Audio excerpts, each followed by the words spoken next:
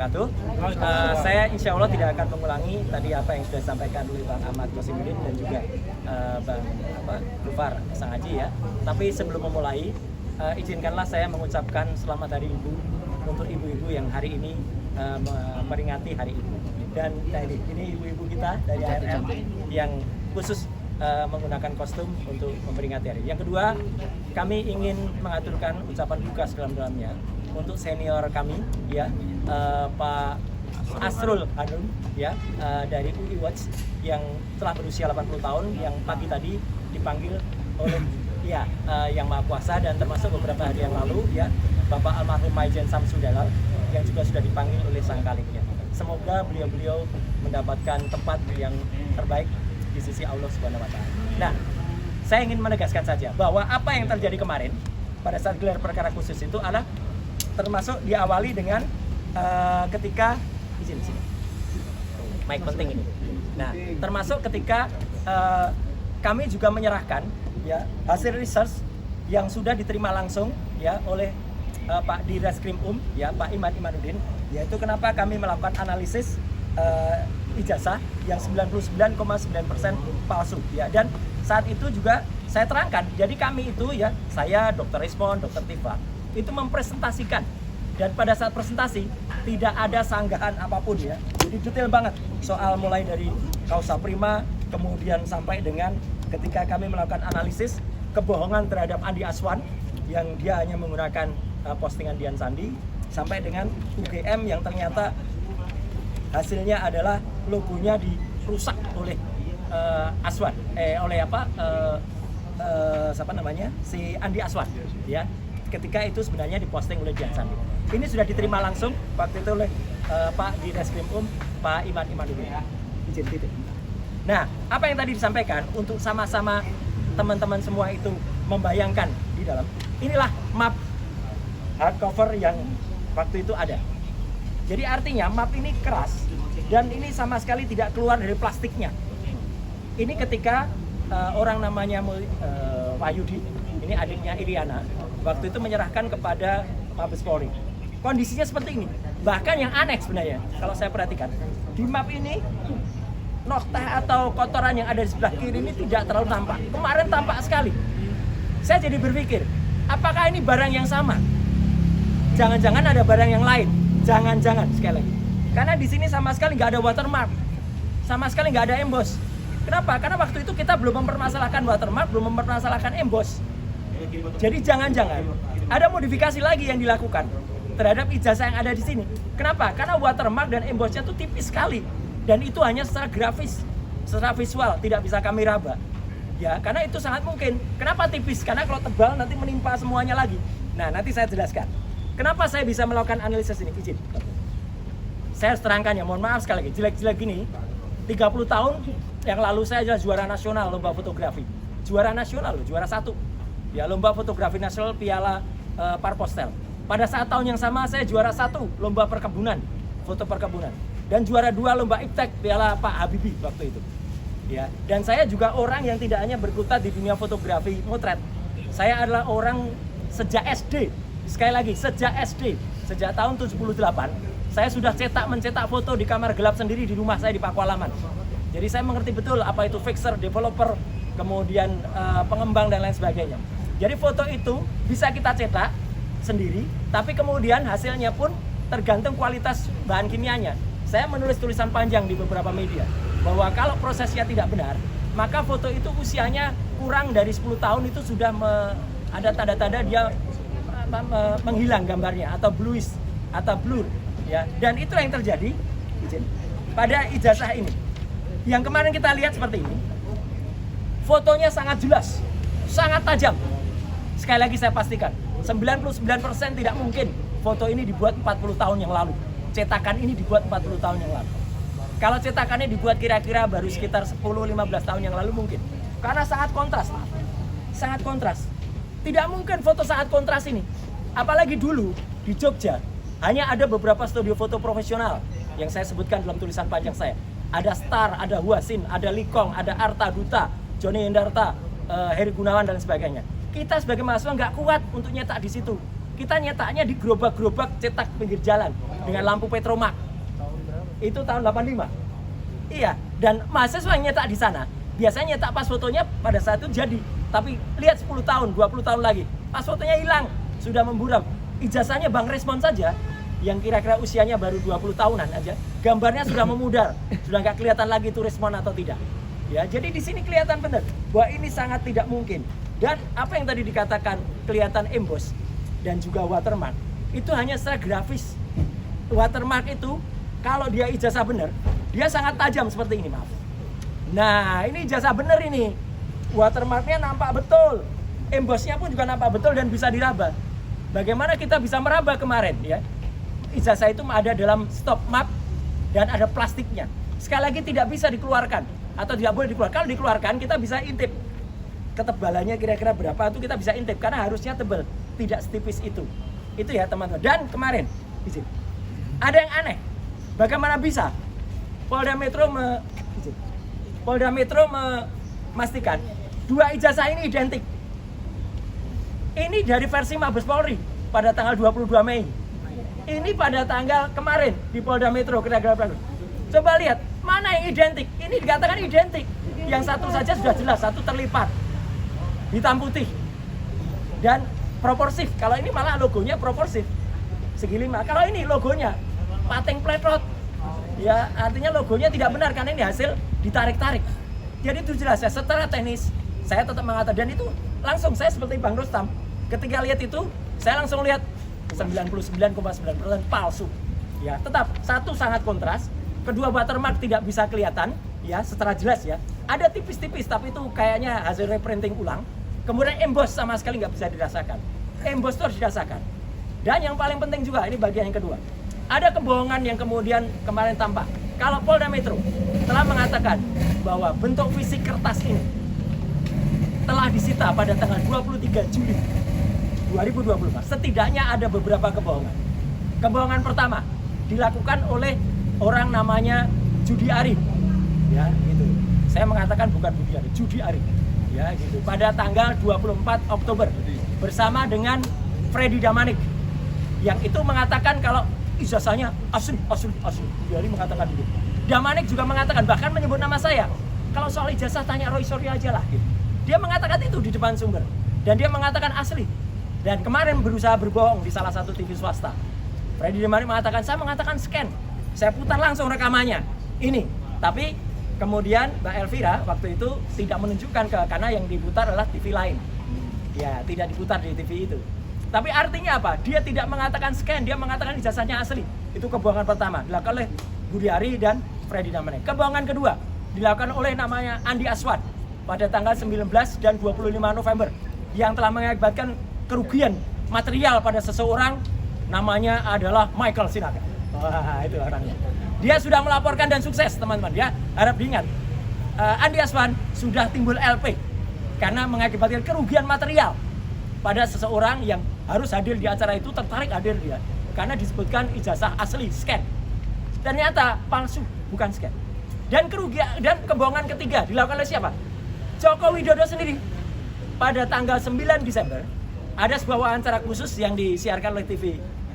Nah ini, ya, nggak usah disebut TV-nya ya, gitu. Dia mengatakan di rekaman itu ketika diwawancara oleh Mbak Friska Clarissa, ya, dia mengatakan ijazahnya saya pegang kok. Gimana ijazah bisa dipegang? Semenjak 23 Juli sudah disita Polda Metro Jaya, dan dia mengatakan ijazah sudah dipegang itu pada wawancara khusus eksklusif yang baru ditayangkan tanggal 9 Desember. Jadi setidaknya ada tiga pihak yang melakukan kebohongan pada tanggal 24 Oktober, pada tanggal 19 dan 25 November, dan pada tanggal 9 Desember ketika itu diputuskan. Jadi sekali lagi teman-teman semua, saya bisa pastikan sekali lagi 99,9% ijazah yang kemarin disampaikan pada gelar perkara khusus itu adalah palsu. Dan nggak apa-apa kalau tadi rekan Kosinudin sedikit slip of tongue, biasa ya. Namanya wakil rektor UGM saja slip of tongue mengatakan Joko Widodo sukses telah lulus dari Fakultas Kedokteran. Ya, Mas Kosinudin tadi mengatakan ini ijazahnya Joshua. Ya tipis lah antara ijazah dengan jenazah. Ya, gitu. Ya kan sama-sama azab. Kita juga punya lawyer namanya Azam kan. Nah itu ya. Ya, nah itu Azam kan. Jadi artinya ya kami insya Allah kalau ini tidak slip of tongue. Jadi kami semua ketika gelar perkara khusus itu benar-benar melihat bahwa pada saat gelar perkara khusus kami tidak melihat dengan jelas yang namanya watermark ya. Kalau ada itu grafis. Emboss tidak bisa emboss itu harus diraba. Bagaimana kami bisa memegang, meraba itu tidak dikeluarkan. Dan kalau ada tangan seseorang yang katanya kami bisa meraba, menembus, apa bisa tangannya menembus? Nggak mungkin tangan itu menembus begitu ya. Nggak mungkin, karena tangan yang menembus itu adalah dia harus masuk ke dalam plastik.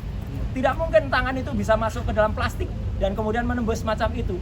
Susah kemudian kalau melakukan itu gitu ya. Jadi artinya kecuali dia bilang mungkin ijazahnya pendek tapi ijazahnya juga bisa panjang. Itu baru bisa ya. Itu baru keluarnya pendek dan panjang. Tapi kalau namanya ijazahnya tangannya bisa menembus, sama sekali tidak mungkin. Saya kira itu ya penegasan dari saya. Oh, materainya juga ada materai hijau, ada merah. Itu nanti termasuk salah satu yang akan kita challenge pada saat itu karena tidak semua kita beberkan ya. Karena pengalaman kita cerita soal emboss, kita cerita soal watermark diikuti. Itu ya, jadi itu yang tidak bagus. Jadi kira-kira itu teman-teman semua. Dan tadi ada salam juga dari Dr. Rismon, salam dari Dr. Tifa. Kita RRT tetap bersatu di bawah kuasa-kuasa hukum kami semuanya. Sekian, terima kasih. Wassalamualaikum. Dimohonkan supaya tersangka bisa mempunyai akses untuk melakukan uji laboratorium forensik independen. Saya melanjutkan apa yang disampaikan oleh Bang Ahmad Kozinuddin tadi.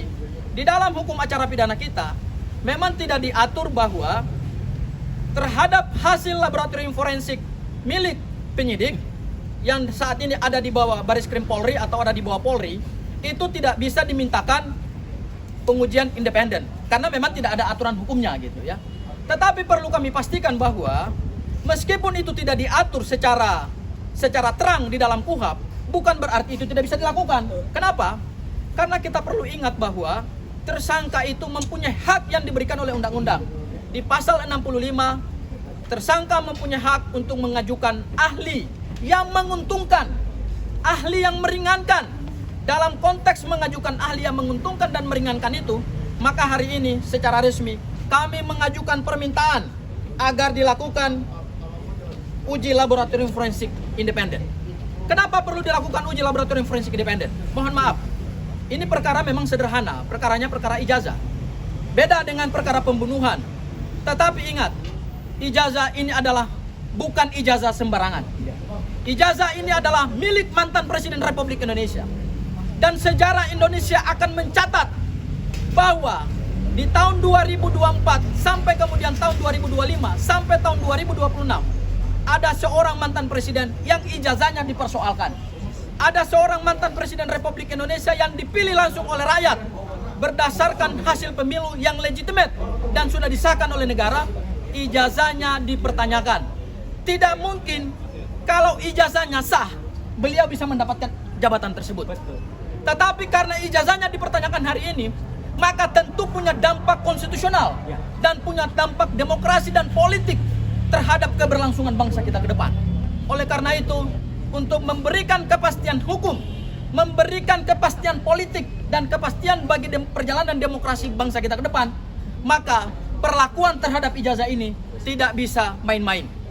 Ya, oleh karena itu kami meminta penyidik Polda Metro Jaya untuk memberikan akses kepada ahli kami. Setidak-tidaknya hari ini kami mengajukan 2 lembaga laboratorium forensik independen seperti yang sudah disampaikan oleh Bang Ahmad Kozinuddin tadi, yaitu dari Universitas Indonesia dan kemudian dari BRI, Badan Riset dan Inovasi Nasional. Kenapa kami mengajukan itu? Ada 3 alasan.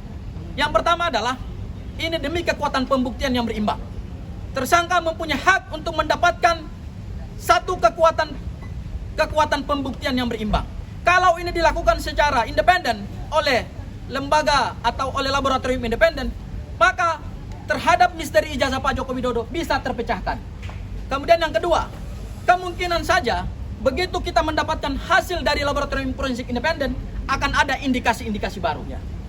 Terhadap indikasi-indikasi baru dan terhadap fakta-fakta baru itu, meskipun sudah ada punya Polda Metro Jaya, tidak ada masalah. Semua akan diuji di dalam proses persidangan. Bukan berarti kami mengajukan laboratorium forensik independen untuk menegasikan dan untuk menghilangkan hasil laboratorium forensik dari Polda Metro Jaya. Tidak, biarkan saja, tetap itu seperti adanya. Hasil mereka adalah identik, tetapi kami ingin mengajukan yang baru supaya kemudian ada perimbangan pada saat nanti dalam proses persidangan hakim bisa memutuskan mana yang benar dan mana yang salah. Ya. Seperti itu ya Mas Roy ya. Barangkali itu dari saya. Ya. Saya persilakan buat teman-teman yang lain yang ingin memberikan pernyataan. Hari ini datang ke Reskrim Polda Metro Jaya menindaklanjuti apa yang kemarin sudah disampaikan melalui media berupa rekomendasi gelar perkara khusus, yakni dalam salah satu statement dari Direktur Kriminal Umum Polda Metro Jaya bahwa rekomendasi dari bagian pengawas penyidikan Polda Metro Jaya dalam gelar perkara khusus adalah menindaklanjuti proses penyidikan. Artinya penyidikan dilanjutkan dan dalam konteks itulah kami datang kemari. Pertama yang kami inginkan adalah nanti melalui surat yang resmi kami kirimkan adalah rilis resmi surat yang dikirim oleh bagian pengawas penyidikan kepada kami. Karena meskipun sudah ada konferensi pers yang diadakan oleh Polda Metro Jaya terkait hasil gelar perkara khusus, namun bagi kami selaku pendumas yang memohon adanya gelar perkara khusus itu sampai hari ini belum menerima resmi ya surat dari bagian pengawas penyidikan. Ini berbeda sekali dengan di Barreskrim Mabes Polri. Saat itu justru sebelum pihak Barreskrim mengumumkan hasil konferensi pers tentang gelar perkara khusus yang ujungnya menghentikan penyelidikan di Barreskrim, kami justru dikirimkan resmi oleh Biro Pengawas Penyidikan di Barreskrim. Mungkin ada perbedaan tindakan ya dari sisi profesionalisme, tentu karena kita mencintai institusi Polri, kita ingatkan bareng-bareng.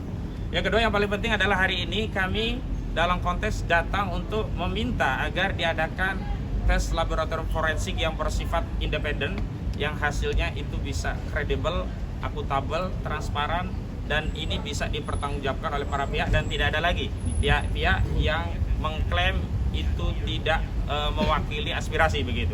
Karena begini, kemarin saat gelar perkara khusus memang di luar agenda tentang penjelasan tahapan penyidikan, bukti-bukti apa saja yang telah disita, berapa saksi, berapa ahli yang dilakukan oleh penyidik Polda Metro Jaya, kami setelah melakukan diskusi panjang akhirnya diberikan izin akses untuk diperlihatkan bukti yang itu konon sebelumnya diperlihatkan oleh saudara Joko Widodo kepada relawan Projo saat itu Budi Aristiaji dan yang lainnya begitu. Jadi akhirnya ya bukti itu diperlihatkan kepada kami berupa apa? Pertama dokumen S1 UGM, yang kedua dokumen SMA. Jadi kemarin konteksnya adalah untuk mengkonfirmasi atau memastikan bahwa bukti itu benar telah disita oleh penyidik Polda Metro Jaya dan tidak dalam penguasaan saudara Joko Widodo dan tidak pula diperlihatkan kepada Projo saat di Solo di bulan Oktober yang lalu. Bahkan penyidikan sudah dilakukan sejak Juli.